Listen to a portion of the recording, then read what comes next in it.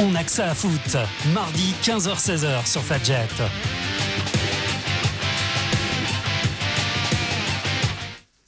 Bonjour à tous, bonjour à tous les amateurs de foot. Bienvenue dans votre rendez-vous 100% sport sur Fadjet.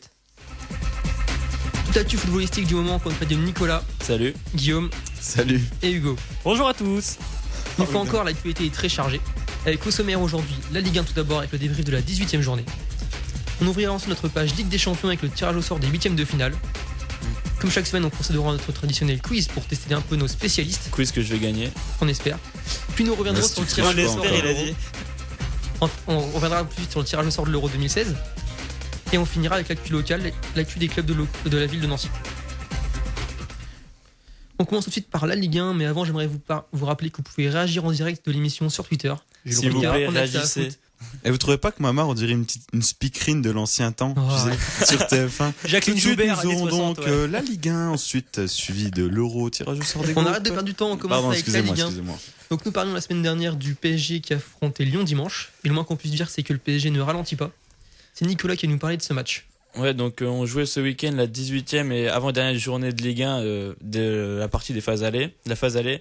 Donc l'occasion pour Paris ce dimanche de prendre un peu plus large donc en tête du classement après les nuls respectifs de leurs concurrents directs pour le titre de champion, donc Caen et Angers. Bien sûr, Caen dans la place. Donc Paris recevait son dauphin de la saison passée quand même à l'Olympique Lyonnais. À Lyon donc totalement en crise de résultats, donc avant ce rendez-vous, en crise aussi en coulisses. Donc on a parlé avec Hubert Fournier, Olas, les petits pics, tout ça qui se lance. Et avec ce match, donc rien ne s'est arrangé puisqu'ils sont lourdement inclinés au Parc des Princes, 5-1. Donc les Parisiens, ils ont d'entrée joué vite et mis de l'impact. Ça s'est conclu par 2 buts dans les 20 premières minutes. Le premier d'Ibra et le second pour Aurier sur une passe décisive de Di Maria. Une première parce qu'il en a fait quand même 3 pendant le match. Di Maria, il a fait un match exceptionnel. Et du coup, il confirme sa place au classement des meilleurs passeurs de notre championnat. Donc les 2 autres buts sont l'œuvre de Cavani et Lucas en fin de match. Et entre-temps, Lyon avait comme réduit le score 2-1 avant la mi-temps, donc sur une frappe lointaine de Jordan Ferry et une boulette de Kevin Trapp. Donc je sais pas ce que vous pensez de la boulette de Kevin Trapp. Encore une fois, je suis désolé, je vais la faire. Kevin Trapp, il est passé encore une fois à la trappe. Ouais, bon, bref, on passe. Non, je suis obligé de la faire. C'est pas nullissime. Mais maintenant, dès qu'il peut faire une vanne pourrie, il hésite pas. Non, je l'ai dit, je l'annonce avant. Non, le problème encore avec Trapp, c'est que voilà, c'était une frappe assez anodine. Voilà, il était pas gêné, il y avait personne devant lui, et puis il a encore fait une petite erreur. C'est dommage. Il veut trop bien faire Trapp. Il veut saisir le ballon au lieu de le boxer. Ouais, je sais pas où il avait mis de l'huile sur les gants ou de la graisse, j'en sais rien, mais en tout cas, voilà, le ballon lui a échappé. Moi, je trouve que c'est assez inquiétant quand même pour le PSG. Enfin, mais Trapp, il a un problème de pulsation en fait. De concentration, tout simplement. Son placement, il était bien. Enfin, c'était pas un placement, il était pas trop en avant ou quoi, mais. Est-ce qu'il se met une pression inutile après, je sais pas. Peut-être. Mais peut-être que s'ils enlèvent Sirigu à la trêve, voilà, ça le libérera, il sera sûr d'être le gardien titulaire. Après, ça reste un jeune gardien, il a quand même une pression assez conséquente sur les épaules. On l'a pris pour devenir le gardien du PSG avec les ambitions européennes du PSG, on les connaît tous. Donc peut-être qu'il a une petite pression par rapport à ça. Mais après, je crois que c'est que sa 2e boulette. 3e au moins. Ouais, 3e. Bon, au moins il fera pas pire que Apoula ou c'était qui l'autre gardien Michael Landreau. Il en avait fait plein, alors que c'était un excellent gardien aussi. Donc bon. Mais après le problème, c'est juste le petit point noir du PSG, c'est qu'on sait que Sirigu est sur le départ et aimerait partir en Italie du côté de la Roma. Il a d'ailleurs refusé de jouer à la Ligue des Champions. Roma, voilà. Ouais. Ça peut être préjudiciable parce que si tu comptes sur ton gardien Trapp, voilà, donc c'est ton gardien titulaire numéro 1, mais s'il est en manque de confiance de par ses boulettes, parce que c'est vrai que mentalement ça peut quand même toucher un gardien. Je pense que ça aurait été bien de garder Trapp à l'intersaison qui va sûrement partir. Non, Sirigu.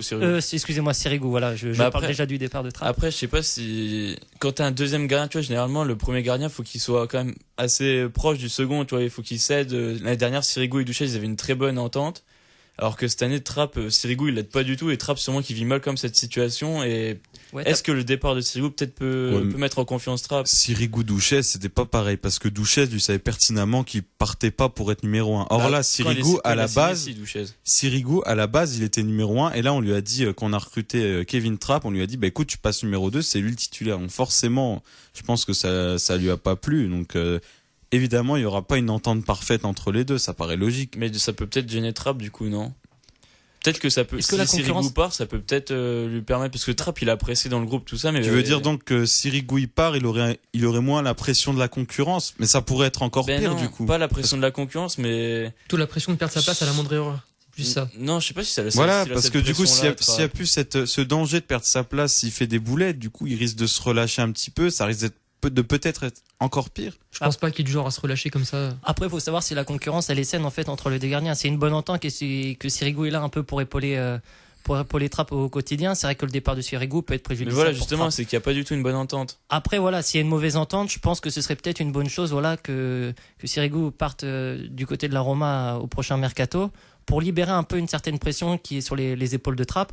Et puis peut-être que l'entente Trapp et le troisième gardien qui serait sûrement Nicolas Douchez, ouais, sûrement, ouais. Peut-être qu'elle serait meilleure que Sirigu et permettrait à Trapp de progresser. Donc c'est une affaire à suivre. Mais bon, c'est juste le petit point noir du Paris Saint-Germain. On a beaucoup parlé de Trapp, un petit mot sur Lyon quand même. Vous avez pensé quoi de leur performance aux Lyonnais? Mapou au top. Oh, mais Lyon, il continue à s'enfoncer là. Mapou, Yangembi, ouais, c'est la combien 4e, 5e passe décisive qu'il fait pour l'adversaire. Oui, au moins. Donc non. Il fait une belle tête pour une défense lyonnaise, ouais, très décevante. Les problèmes que l'on pensait régler du début d'année, en fait, sont toujours là. Offensivement, rien du tout. Voilà, on pensait qu'à Valence, il y avait eu un sursaut et c'est vite retombé face au PSG. Bon, voilà. Faut dire qu'ils avaient beaucoup de blessés quand même. Oui, Lyon a beaucoup de blessés. Voilà, Lacazette déjà. Lacazette, il n'y avait pas Valbuena, je crois non plus. Jusqu'à la fin de l'année civile. Donc un Lyon fidèle pour l'instant à ses habitudes qu'il occupe. Même quand les blessés étaient pas blessés, ça restait quand même relativement faible et moyen. Ouais. On va pas se mentir. Est-ce que Aulas va garder Hubert Fournier jusqu'à la fin? Il l'a confirmé jusqu'à la trêve. Je sais pas si vous avez vu ce qu'il a mis sur Twitter. Oui, voilà, sur Twitter, il a dit je confirme Hubert Fournier pour les 2 prochains matchs de cette semaine et ensuite on fera un bilan à la trêve. Donc ça annonce compliqué pour Jean-Mimi, il a un peu la gâchette chaude quoi au niveau Twitter. Après, il faut savoir qu'il n'a jamais licencié un entraîneur en cours de saison, sauf un seul, qui était Guy Stéphane dans les années 90. Ouais. Après, pour l'équilibre entre le groupe et plus généralement la structure olympique lyonnaise, je pense que ce serait bien que Fournier s'en aille à l'intersaison. Parce qu'on sait que Et s'il s'en va, on met qui? Les confis, on a quand même. Et ne me dites pas Juninho. Il y a peut-être des solutions en interne, mais franchement, je sais pas. T'as des entraîneurs en interne comme Rémi Garde, une année qui avait été une révélation. Rémi Garde, il est plus là, il est à Aston Villa. Mais une personne sur le modèle de Rémi Garde, c'est ça que je veux dire, tu vois. Arrêtez d'attaquer Hugo dès qu'il dit un mot. Laissez-le finir. La solution, elle se trouve pas toujours en interne. En interne, ça marche quand t'as un club peut-être qui joue le maintien, non, parce que Lyon, ça a des ambitions quand même. Garde, il avait plutôt réussi. Mais non, Chris, quelle expérience il a en tant qu'entraîneur? Mais il est, pour l'instant, en ce moment, il est formateur à Lyon. Là. Oui, et alors? Ça fait pas de lui un bon entraîneur, voilà, non, du tout. Mais ça serait vraiment à Paris, ça serait risqué quand même. Ça serait un pari risqué, c'est clair. Ouais. Mais après, la jeunesse lyonnaise, tu vois, ils ont vécu en tant que supporters tout ça, ces jeunes, l'épopée de Lyon. Après, moi, je lance un appel à Jean-Michel Aulas, je lui dis, il y a Raymond Domenech. Ouais, c'est ce que je pensais, Jean-Mimi, les Raymond, si tu nous écoutes. On termine là notre partie sur le PSG et Lyon. Non, je vais vous demander vos top et flop, messieurs. Hugo, t'as retenu quoi comme top pour cette journée? C'est pas quand, c'est sûr. Non, pour moi, c'est Lille. Alors, Lille, impressionnant. Ils ont battu Lorient 3-0 ce week-end. C'est la 3e victoire de suite depuis qu'Antonetti est arrivé au LOSC. Donc, ils ont battu Caen, pour rappel, 2-1 et Saint-Etienne 1-0. Antonetti, c'est un bilan qui est assez positif depuis son départ. C'est 4 matchs, 3 victoires, 1 défaite. Puis, Lille, on revoit un jeu assez léché, tu vois. Lille produit du. Ouais, alléchant, excusez-moi pour le français. Donc t'as Lille qui produit du jeu quand même, qui va vers l'avant. Moi je trouve qu'il y a une certaine confiance qui est retrouvée dans l'équipe, à l'image de Benzia, voilà, qui a mis un doublé, ou même Botea qui est en pleine forme, ou Inyama. Le trio d'attaque, de toute façon il a formé un trio d'attaque Antonetti qui est vraiment pas mal. Ouais. Voilà, et puis c'est simple, donc Lille est passé de la 18e place à la 11e place avec Antonetti. Alors comment expliquer quand même que Hervé Renard il a pas réussi à gagner un match en je sais pas combien de temps, Antonetti il arrive, il en gagne 3 d'affilée. En plus contre des équipes, c'est contre qui? Saint-Etienne, t'as dit le premier? Ils ont battu Saint-Etienne 1-0 et Caen 2-1. Ils avaient commencé, Antonetti avait commencé par une défaite à Angers 2-0. Ouais. Après, ça peut être un problème d'homme pour répondre à ta question, Guillaume. C'est vrai juste le choc psychologique du changement d'entraîneur, parfois. Ouais. Mais bon, Renard, c'était quand même meneur d'homme quand on avait vu qu'à Sochaux, il avait fait un bon boulot. Pareil en Afrique, donc. On sait pas ce qui s'est passé du LOSC. En tout cas, donc Lille pour toi c'est le top. Nicolas, ton top à toi? Mais moi mon top la semaine dernière, donc je sais pas si vous vous souvenez, j'avais cité Ibra. Oui. Mais cette année, je vais citer toute l'attaque parisienne. Parce que forcément, 5 buts contre le Dauphin de la saison dernière, c'est quand même une performance. Ibra qui a encore mis un doublé, mais c'est surtout, donc je l'avais précisé un peu, mais tirer mon coup de chapeau à Di Maria parce que putain, ce joueur, il a une qualité de passe. Je sais pas ce que vous en pensez, mais. Je pense qu'il fait beaucoup de bien au Paris Saint-Germain et je pense que c'est le joueur qui leur manquait. Ouais. Parce que l'an dernier, ils avaient quand même, ils avaient des bons joueurs, tu vois, ils avaient Lavezzi, ils avaient Lucas, ils avaient Lavezzi. Ça reste un bon joueur, je suis désolé, à Naples, Mais non, enfin. Ah, oh là là. arrête, Ouais, il dit ça parce qu'il l'aime pas, évidemment.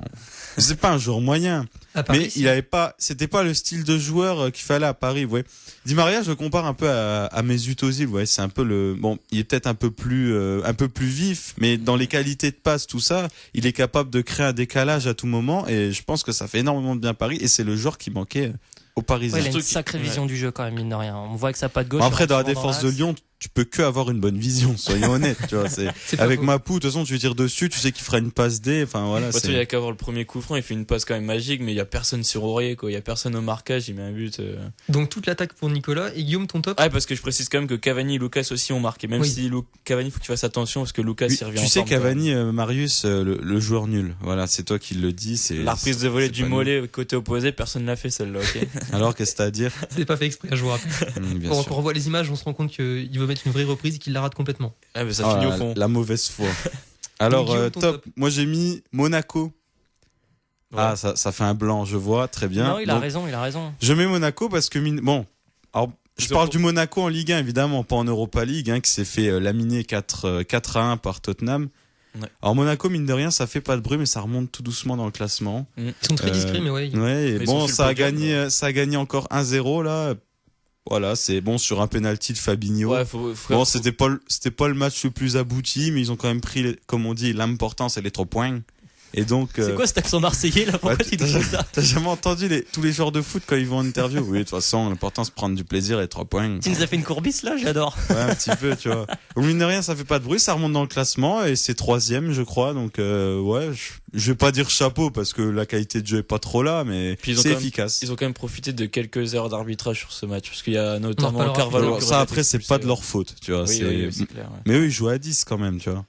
Bon, c'est beaucoup étendu sur les tops. On va revenir maintenant sur vos flops. Je veux pas à 10. Non, ils ont pas pris de rouge. Hugo, ton premier flop de la journée. Mon premier flop, là, c'est l'Olympique de Marseille. Donc l'Olympique de Marseille, encore englué à domicile, qui a fait match nul partout contre le Gazélec. Et Marseille à domicile, c'est très très négatif, un bilan négatif. Seulement 2 petites victoires, 5 nuls et 3 défaites. Marseille, ça prend beaucoup de buts à domicile, un gros problème au niveau défensif. 13 buts pris en 10 matchs cette saison à domicile. Et c'est seulement 11 points de prix sur 30. Donc c'est un bilan très très maigre et très très faible pour une équipe d'envergure du championnat de France. Et une petite stat, la dernière victoire de l'Olympique de Marseille, c'était le 13 septembre dernier face à Bastia, 4-1 à domicile. D'accord. Le 13 septembre. Ça fait quand même pratiquement 3 mois de disette. C'est inexplicable. Et moi je trouve que c'est intolérable pour un club comme l'Olympique de Marseille qui est quand même un cadre, qui est prétendu être un cadre du championnat de France. Intolérable, c'est le mot que j'avais écrit sur ma fiche. C'est vraiment... Bravo. Guillaume, maintenant on passe à ton 2 victoires à domicile. Alors d'abord, mais à culpa, c'est pas Monaco qui évolue à 10, c'est Saint-Etienne, parce que Kevin Malcuit s'est fait expulser. Malcuit, il devait être pas assez. Non. Voilà. Non. Ah, ça va. Donc moi, mon flop, j'ai mis pas chaud. Notre très célèbre Mapou Yangambiwa. Quand je pense, alors, il enchaîne les boulettes. Oui. Bon, voilà, on en a déjà parlé. Il fait une passe décisive magnifique pour Ibra. Sur un but. Quand je pense que certains ici, pas ici, pardon, ce que je raconte, certains dans les médias français le comparaient à, vous savez qui? Marius Trésor. La comparaison est quand même énorme quand on voit ses performances. Alors certes, on est persuadé qu'il peut faire mieux, mais la comparaison me semble un peu grosse, surtout au vu de ses performances actuelles. Voilà. Mbiwa à la Roma, il était bon. Ben oui. Il s'est foiré à Newcastle. Il a été vraiment bon quand même à la Roma. Il était titulaire et à Lyon il se foire aussi quoi. On va passer maintenant au flop de Nicolas parce qu'on a très peu de temps encore. Non, moi faudrait taper encore un peu sur l'arbitrage parce qu'on a encore eu un week-end. On a encore eu un week-end. Oh là là, hier aussi, le match de hier, l'arbitrage, mon Dieu. J'ai mal à mon arbitre. Et vous savez qu'il y a un arbitre français à l'Euro apparemment. Ouais, ils en parlent, mais ça serait peut-être obligatoire quoi du coup, mais franchement il n'y en a aucun qui. Alors, je voudrais bien savoir qui ils vont envoyer. Ils vont envoyer Bastien, monsieur Bastien. Ou Varela, ou Castro. Ou Lanois. Monsieur Lanois. Lanois, c'est Lanois. Il est encore là, Eric Poula? Eric Poula. Il est plus là. Non, mais tiens, Varela, tu vois, tu cites Varela, mais Varela, il a tous les week-ends, alors que ça va être le pire arbitre de notre championnat, quoi. Après, il y a Clément Turpin, qui est quand même le moins pire des arbitres. Oui, ça doit être Turpin à la rigueur, mais. On termine là la partie top et flop. On va revenir sur les scores de tous les matchs maintenant. Ah, c'est parti. Écoutez, la petite voix que prend Hugo quand il donne les scores, c'est très pas drôle. Petite voix adorable. Allez, donc, vas-y, Mama. Quand on fait un match nul, un partout. Eh oui, ouverture du score de Quintero à la 62e et Ben Youssef pour les Canets égalisé à la 79e. Match nul, un partout aussi entre Reims et Nice. Eh ouais, ouverture du score de Germain à la 6e minute, mais malheureusement, Reims égalisé par Diego Rigonato à la 78e sur penalty. Match nul toujours, encore un partout d'ailleurs entre Troyes et Bastia. Eh oui, Bastia avait fait le plus dur en ouvrant le score par Fofana à la 23, mais égalisation troyenne qui a changé d'entraîneur par Cabot à la 59e. Montpellier s'est imposé 2-1 contre Guingamp. Alors tout avait bien commencé pour Guingamp avec une ouverture du score de Prival à la 32e, mais Camara égalisé pour Montpellier à la 54e et l'inévitable Ninga a donné la victoire à la 62e pour Montpellier. Nantes et Toulouse se sont quittés sur un match nul, un partout. Une ouverture du score de Pesic pour Toulouse contre une égalisation de Salah Alex Canet à la 86e minute. Alex Bordelais aussi. Lille s'est donc imposé 3-0 contre Lorient, bien sûr. Le doublé de Boteac à la 28e et à la 55e, une réalisation de Sidibé à la 84e. Monaco a gagné 1-0 contre Saint-Etienne. Alors petite victoire, but de Fabinho à la 82e sur penalty. Marseille ne gagne toujours pas à domicile, un partout contre Ajaccio. Et oui, l'OM qui patauge. Zoua a ouvert le score pour Ajaccio à la 19e sur penalty. Égalisation de Michi Batshuayi à la 38e minute. Angers, il a fourché sur le Batshuayi. Il a hésité, hein. Michi Batshuayi, voilà. Angers et Bordeaux sont quittés sur un match nul, un partout également. Ouais, but de Roland, alors Bordeaux qui a ouvert le score, un but de Roland à la 40e, égalisation de Romain Thomas à la 83e pour Angers. Et puis on a déjà beaucoup parlé, le PSG a donc gagné 5-1 contre Lyon. Et oui, c'était la fessée de la journée. Doublé d'Ibrahimovic à la 11e et 77e. Purée, j'ai du mal aujourd'hui. Ferry avait réduit le score pour Lyon à la 24e. Aurier, Cavani et Lucas ont parachevé le succès du Paris Saint-Germain, 5-1 face à Lyon. Bientôt en CFA, Zlatan. Hein. Ouais, il est bon, là. Hein. Wascal, c'est pas moi qui l'ai dit, c'est Hugo. Hein. Il est qu'à 14 buts devant tout le monde. On termine notre partie Ligue des Champions. On se retrouve juste après. On fait pas le classement, la partie Ligue des Champions. Pardon, on revient avec la partie Ligue des Champions juste après la pause musicale. Ok. Tout de suite, je vous laisse avec Coldplay, Adventure of a Lifetime.